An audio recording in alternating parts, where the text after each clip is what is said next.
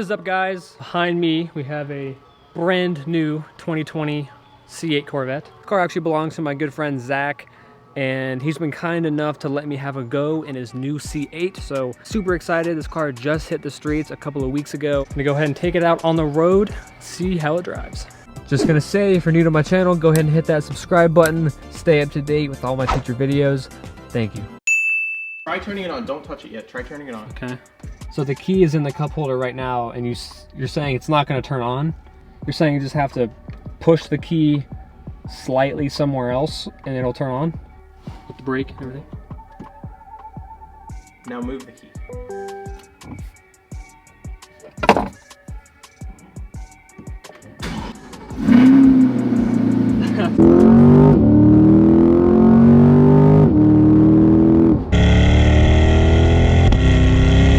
So unless you've been living under a rock, you are aware that this is the brand new mid-engine Corvette. So first mid-engine Corvette ever. So it's a pretty big deal. It's here, you know, all the hype surrounding this car has been absolutely immense. There have been eyes on this car ever since there were rumors of it a couple of years ago. Everyone's been hyped for this car. So it's finally here, and I'm glad to be behind the wheel of it. And I am joined by Mr. Zach Weintraub from Nerd Performance. He is the owner of Nerd Performance, located in Fort Myers. They're a performance shop. They do amazing work. I'll go ahead and link all their socials and everything down below. So I appreciate you letting me drive. No worries. C8 today. I've had every single C7. Yeah. And now I'm gonna have every single C8. Yeah. So it's pretty sick. I remember driving your C7 Z06 2017. That was that was probably like 2.5 years ago. Yeah, that was a while. He's had a whole bunch of stuff. He also has a GTR, Hellcat. The Hellcat's 900 wheel. The GTR is being built right now to be at like 1400 wheel.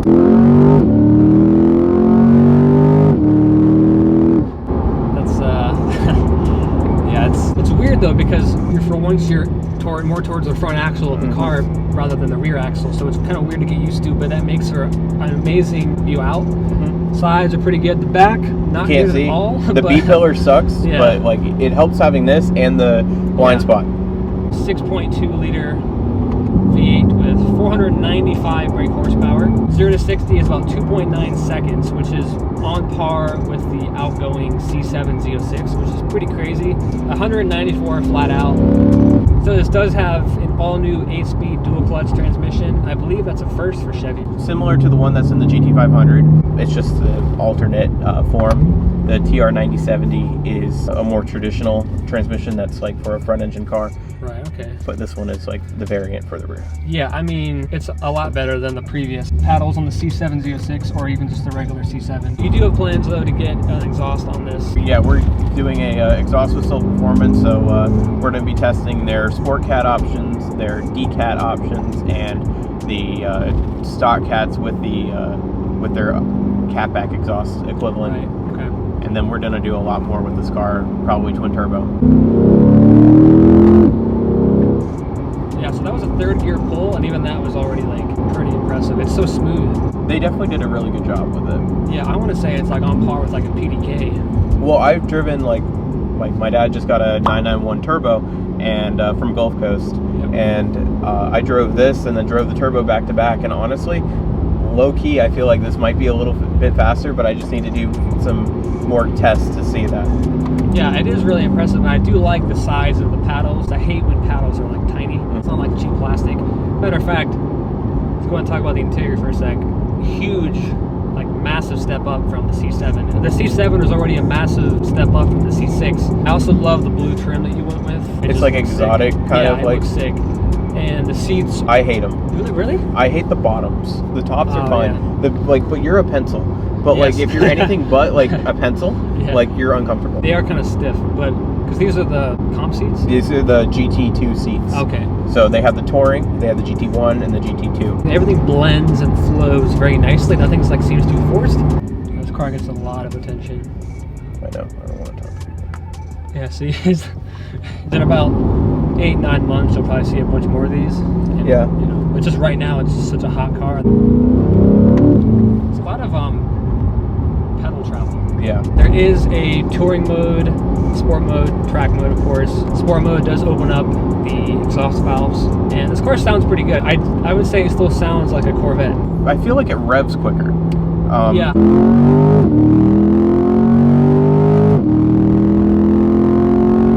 Yeah, that was 100. It's a good car for like what it is.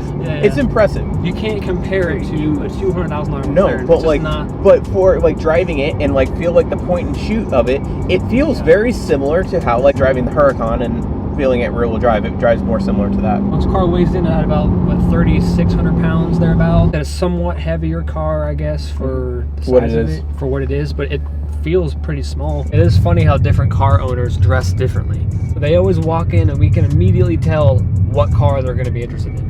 Ferrari guys might have like a Ferrari cap on or something. McLaren guys are a bit nerdier looking, like glasses maybe, or like a tightly fitting suit. Corvette owners always walk in with like jorts on and like a Corvette hat. You know, and their name is Dave. Yeah. Or Bill. Or Bill. They're all proud of like their 7th place trophy in the local car like 8 years ago. Yeah. You know what I'm talking about? Yes, it's so stupid. So who am I to talk though? I can't even afford a C5. You should make a video like shit people say at an exotic car dealerships. That's a good idea. It feels more like a race car than it doesn't feel like a Corvette to me.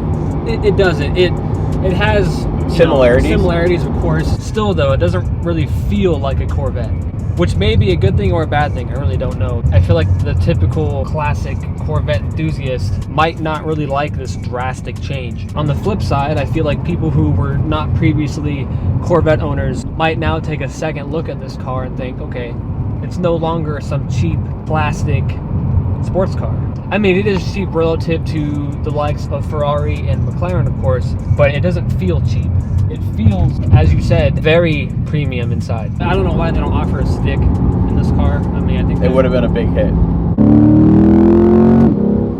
Yeah, this, I mean, for 60 grand, I know that's base price, but even 80 grand, like you said, 85, like it's still it's a great price for what it is. And I feel like the car has a ton of potential. Yes. The Z06 is definitely going to be the one to get. But if you can't like afford a $100,000+ car, this being at 60 grand, like it's a great starting platform. Yeah, the Z06 is gonna be a monster. And it is nice too that, you know, because this is a coupe, obviously, but you can still take the roof off if you want. You know, it's like a Target sort of. It's like the kind of the best of both worlds. Yeah. Since the factory is shut down now, I wonder if that's gonna affect resale value. It already is. Is it really? It's already. People are selling these cars for over 100 grand. God. Someone offered me 20 over my sticker. They're shut down for 4 months, and like, and it's not like they're gonna be like once they start back up. It's not like they're gonna like be making ones that people can buy. Is there anything that? Yeah, I guess things. The that B pillar sucks. You can't see out of the back of it. The V4 mode when it initiates, like, is very kind of sketchy. You hear like if you just like put it into like non-manual mode, you just hear like valve train and like fuel injectors and like it's just annoying. Yeah, you do hear it a lot. I don't like that. Yeah, it is kind of mechanical. But I mean, there's a lot of supercars that I think kind of have that too. Like Porsches have that for sure. Like the GT3. The bottom of the seats. Yeah. That's about it. A very Audi-esque kind of interior. Yeah. The gauge, I haven't proven it yet, but I'm pretty sure the gauge is the same one in the R8. The virtual cockpit. Yeah. Steering wheel's kind of weird. It's like a squared off thing, but it seems like a lot of cars are going that route now. I like it. It's easy to get in and out, and I it's think like it's nice. Yeah. Like the new Vantage, the new Aston Martin Vantage has Same like way. a similar kind of thing. It's weird at first, even like the LaFerrari kind of started it, I feel like. Yeah. But it's nice, you know, it's functional. And, you know, I think it lives up to the hype, to be honest. I mean, like I said, 2.9 seconds, 0 to 60 stock, which is ridiculous for what you're getting and for the price you're paying. And it looks exotic. I think it looks the part. The styling is a bit controversial for some people, but I think it looks good. I think the wheels are a little too small for the body. Yeah, and it needs to be lower, and it needs some like it needs like a front lip and a side skirt. Steering has a good amount of feel. Track just has too much. Too much feel? Yeah.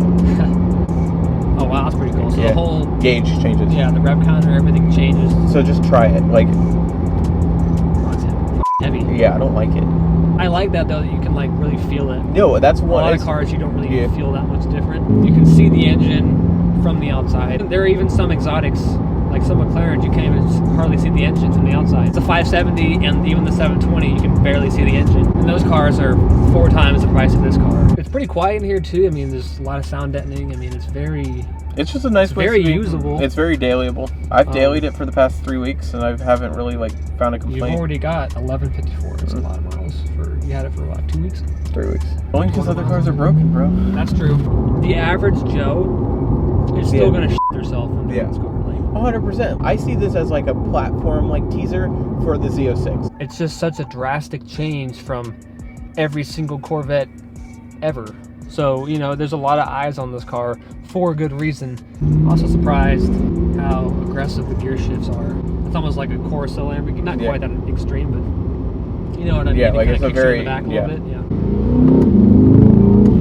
There's no bikers. I don't care. GTA 5, right? 5 stars. Yeah. Little grenade out the window. Yeah. They're just gonna be mind blown. I think so, because it drives so much better than a C7. It just drives more like an exotic. It feels like an exotic. It looks like more of an exotic. Thank you guys so much for watching. Hope you enjoyed it. Thank you again to Zach for letting me drive the car today. I really appreciate it. And I will see you guys next week. Now if you feeling how I'm feeling, put your hands up high.